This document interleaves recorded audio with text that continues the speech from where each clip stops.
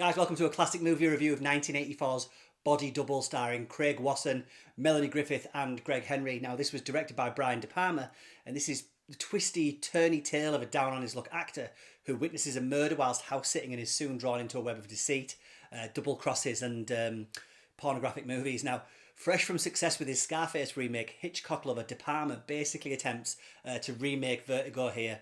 Also, Psycho, Rear Window and The Wrong Man probably, and fuse them all into a garish synth pop murder mystery that's so 80s it actually squeezes in a Frankie Goes to Hollywood musical number. To be fair, that's one of the most normal things about the whole film, so let's take a look.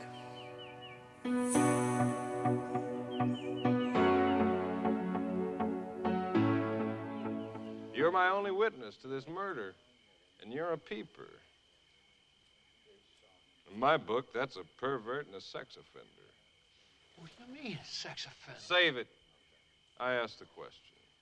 So 1984's Body Double is director Brian De Palma's ultimate homage to his hero Alfred Hitchcock, and also an attempt to essentially create his own Italian giallo movie. Those films themselves influenced by Hitchcock. So what we do get here is a murder mystery wrapped up inside a double cross that's maybe not as clever as its director thinks it is, but it's still great fun. So we have a B-movie actor, Jake Scully, played by Craig Wasson. A bit of a schmuck, really. He also suffers from this debilitating claustrophobia, which of course will come into play frequently throughout the next 2 hours. Anyway, after returning home from work one day after being kicked off a film, he finds his wife in bed with another man. Kick the bitch out, I hope. No, I didn't. Why not? It's her place.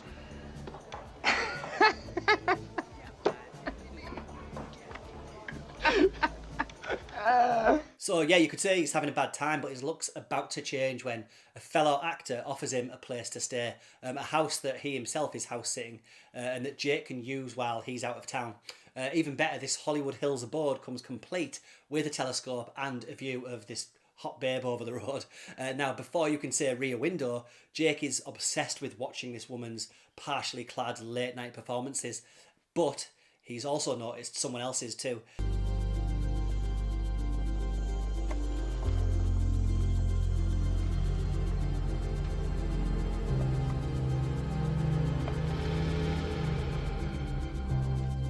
Now, spoilers could be very easy to blurt out here, so I'll be careful. Let's just say that Jake's obsession with this lady leads him to creepily following / protecting her from this mystery villain, but ultimately can't stop her from being murdered in a mind-boggling giant drill sequence.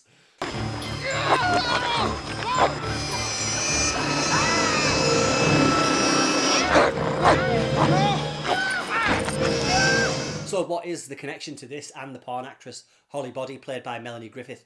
And who is that mystery villain, and how is Jake going to convince the cops that he's not responsible for the murder? Well, all will become clear. And if by clear you mean De Palma's just having so much fun, and he's clearly extremely pleased with the sheer amount of smoke and mirrors that he throws at the audience. Now, for me personally, few films scream the 1980s than Body Double. I'm also thinking movies like Big and The Lost Boys, Wall Street, etc. But this is pretty much a 2-hour MTV music video, which isn't a diss.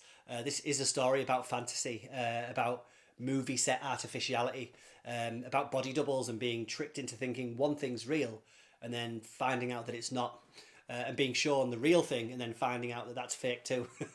If you're still with me, then we can chat about the cast here, which includes Craig Wasson as our protagonist Jake. And now I remember Wasson as I think a counsellor in Nightmare on Elm Street Part 3, but not much else.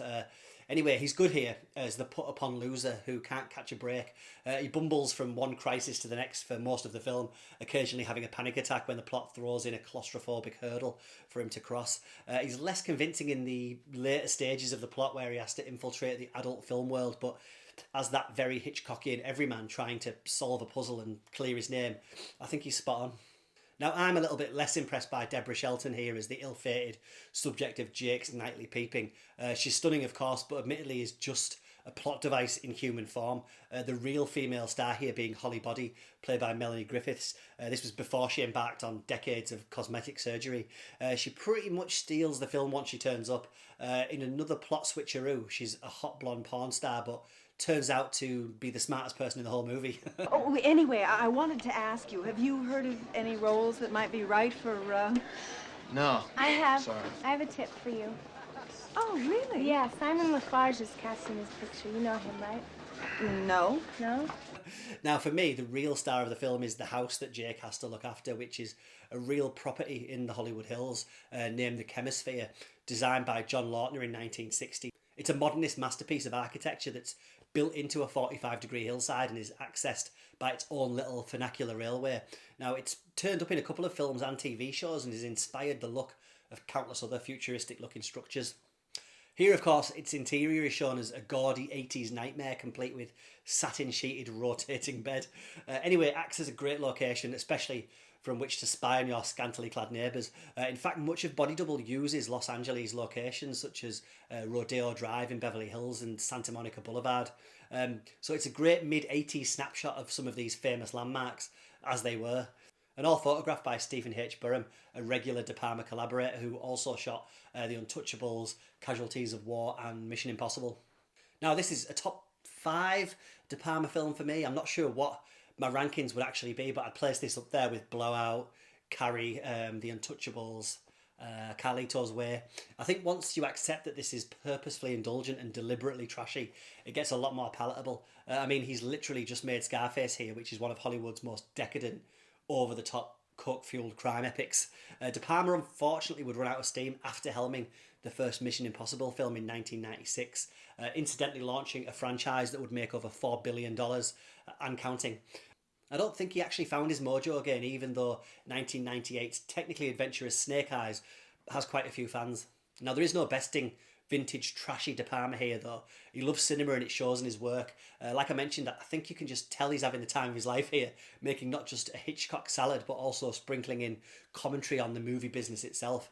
At times almost making a parody of Hollywood and highlighting the fact that you can't believe what you're seeing because it's just all makeup, camera tricks, special effects, and body doubles. Go check it out. To Hollywood. Yeah, to Hollywood.